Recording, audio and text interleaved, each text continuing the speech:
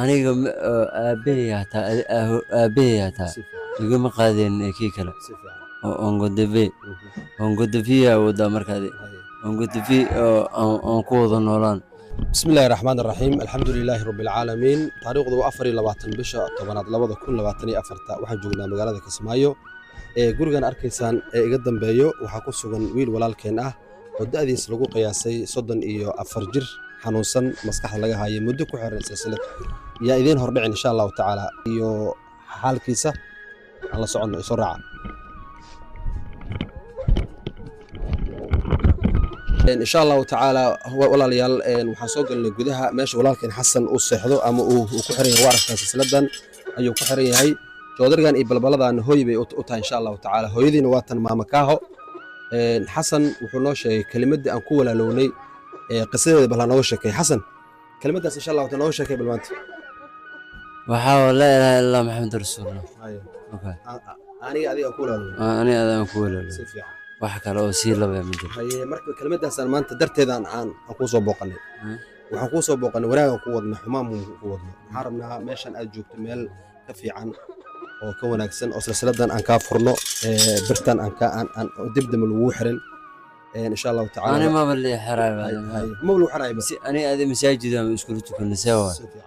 wax kale oo laba ma laha aniga aabbahay hataa igama qaadeen kii kale oo ongodafiya waddaa markaadi ongodafi oo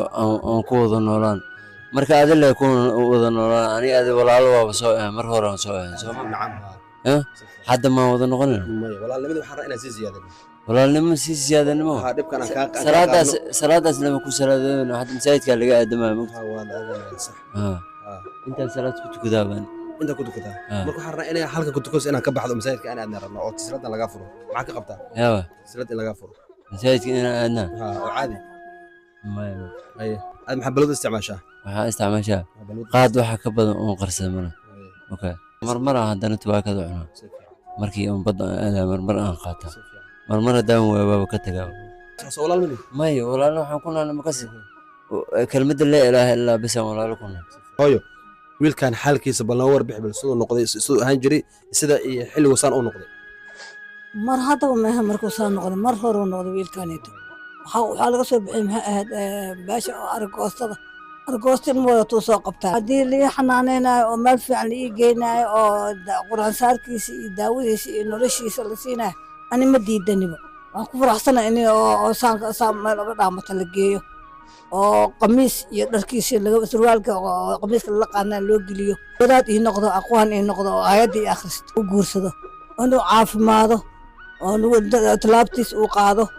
oo qamiiskiisa surwaalkiisa gashto oo faataxada ugu maray